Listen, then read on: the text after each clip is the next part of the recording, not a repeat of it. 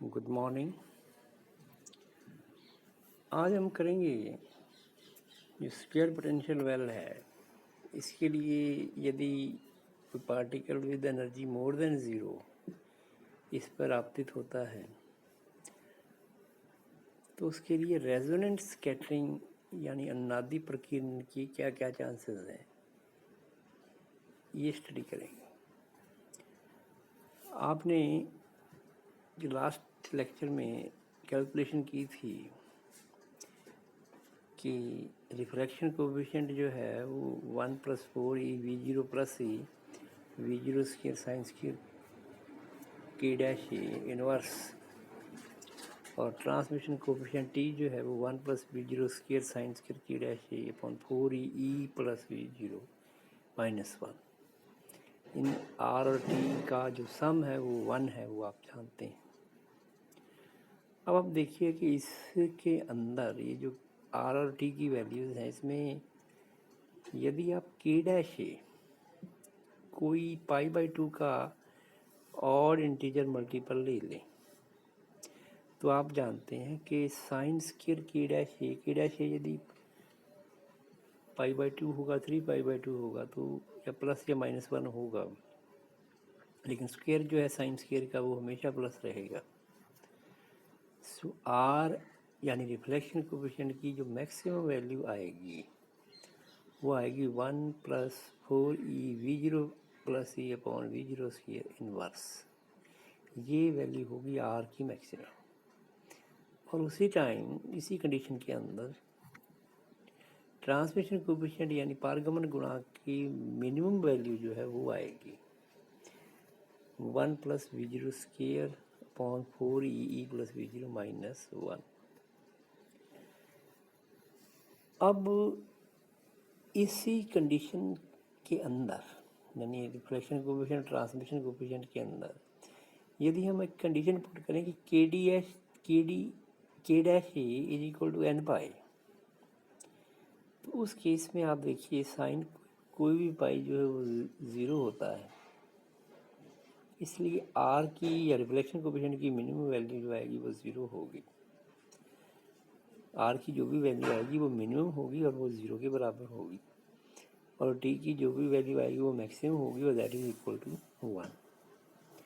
इसका मतलब ये है कि k डैश यदि n पाई हुआ, कोई भी पाई हुई, तो रिफ्लेक्शन जो है वो नहीं होगा, ट्रांसमिशन 100% हो जाएगा।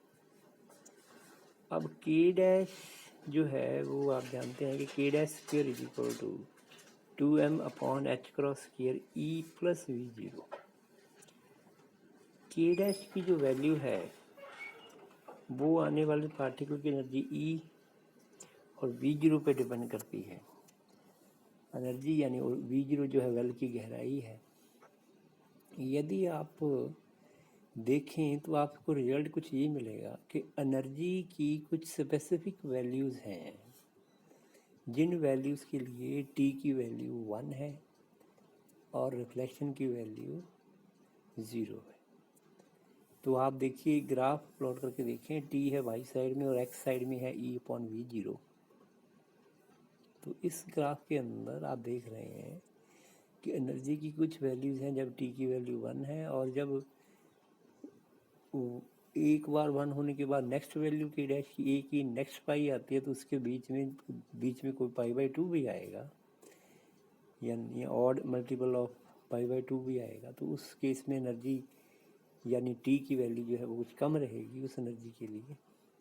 तो ये कर्व जो है वो इस तरह का आएगा जैसा कि यहाँ पे दिखाया गया है। तो आप ये देख रहे हैं कि एनर्जी की कुछ वैल्यूज़ ऐसी हैं, उन वैल्यूज़ का यदि पार्टिकल आता है तो वो पोटेंशियल वेल जो है वो कोई प्रभाव नहीं डालेगा, उसके लिए t की वैल्यू 1 है, यानी जो पारगमन गुणांक है वो 1 के बराबर होगा। और इसके बीच की कुछ वैल्यूज़ ऐसी हैं जहाँ पे पारगमन गुणांक की वैल्यू 1 नहीं होगी।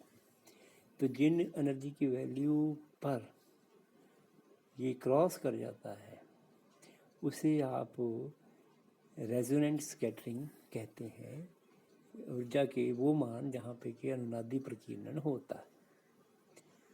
अब देखिए बिल्कुल इसी से जुड़ा हुआ एक इफेक्ट है, राम्स और टाउनसेंड इफेक्ट। ये इफेक्ट क्या था कि किसी ट्यूब के अंदर नियॉन या आर्गन गैस जो थी वो उसके अंदर मौजूद थी। तो रामसर और टाउनसेंड ने क्या देखा कि यदि हम इस गैस में से इलेक्ट्रॉन्स जो कि कम ऊर्जा के थे उनके प्रकीर्णन को देखा, उन्होंने स्टडी किया, तो उन्होंने ये पाया कि ऊर्जा के कुछ मान ऐसे हैं जिन ऊर्जा के मान के लिए जो आने वाला इलेक्ट्रॉन है वो सीधे ही गुजर जाते हैं, उनका प्रकीर्णन जो है वो नहीं होता। जबकि बीच में कुछ ऊर्जा के मान ऐसे भी थे जहाँ पर के जो स्कैटरिंग है वो ज़्यादा होती है और आने वाला जो इलेक्ट्रॉन है वो अलग अलग डायरेक्शन की तरफ ज़्यादा मुड़ जाते हैं। ऐसा आप समझा सकते हैं यदि आप जो पोटेंशियल वेल है, पोटेंशियल वेल यहाँ पे क्या है, न्यूक्लियस है हीलियम का या नियॉन का या आर्गन का, जो भी इनर्ट गैस है, जो कि लगभग 1 एंगस्ट्रॉम रेंज तक वो अपना इन्फ्लुएंस रखेगा, यानी उसकी गहराई आप लगभग इतनी मान सकते हैं। और आने वाले पार्टिकल की एनर्जी है और अट्रैक्शन भी है। तो इससे आप व्याख्या कर सकते हैं बिल्कुल इसी तरह से जैसे हमने ऊपर जो है कुछ ऊर्जा के मानों के लिए टी की वैल्यू 1 को समझाया था। इसे रामसर टॉमसन इफेक्ट जो है वो कहते हैं। अब इसी तरह से जब हमने टनल इफेक्ट किया था, यानी एक पोटेंशियल बैरियर है जिसकी हाइट V0 है, उस पर यदि कम एनर्जी का कोई पार्टिकल आता है तो उसकी ट्रांसमिशन कोएफिशिएंट की वैल्यूज़ कितनी होंगी, क्योंकि आप जानते हैं कि कम ऊर्जा होने पर भी कोई पार्टिकल जो है वो किसी बैरियर को क्रॉस करने की कुछ प्रोबेबिलिटी रखता है, जिसको आप टनल इफेक्ट कहते हैं, सुरंग प्रभाव कहते हैं। उसी के आधार पर हम अल्फा कण क्या होता है, 2 प्रोटॉन और 2 न्यूट्रॉन का एक बंच यदि किसी नाभिक में से बाहर निकल आए तो उसे अल्फा क्षय या अल्फा डीके कहते हैं। तो अब आप देखिए कि एक फिगर दिखाया गया है जिसके अंदर आप देखें यहाँ पर ही एक पोटेंशियल वेल है, यानी अंदर जो है जब न्यूक्लियस के अंदर है अल्फा पार्टिकल तो वहाँ पे वो आकर्षण बल के अंदर रहता है और ये आकर्षण बल जो है वो न्यूक्लियर फोर्स के द्वारा लगाया जा रहा है। और जैसे ही आप उससे बाहर निकलने की कोशिश करें तो वहाँ पर रेडियस के बाहर जब निकलने की कोशिश करता तो वहाँ पर एक पोटेंशियल बैरियर है और इस पोटेंशियल बैरियर का जो काज है वो कूलम फोर्स है और जिसकी वैल्यू 2Z1e²/4πε0r है। ये है स्थितिज ऊर्जा यानी पोटेंशियल एनर्जी। अब सुरंग प्रभाव के कारण जो आप जानते हैं बाहर निकलने की जो प्रायिकता होती है वो 16eV0-e/V0² एक्सपोनेंशियल ऑफ -2 अल्फा ए। ये जो है वो बैरियर की चौड़ाई है, ई जो है वो उस अल्फा पार्टिकल के पास एनर्जी है, V0 जो है वो गहराई है, यहाँ पर उस बैरियर की ऊंचाई है जो जिसको पार करके जाना है, अल्फा है वो 2m/h×V0 - e। ये सब कांस्टेंट है जो हमने पहले पुट किए थे।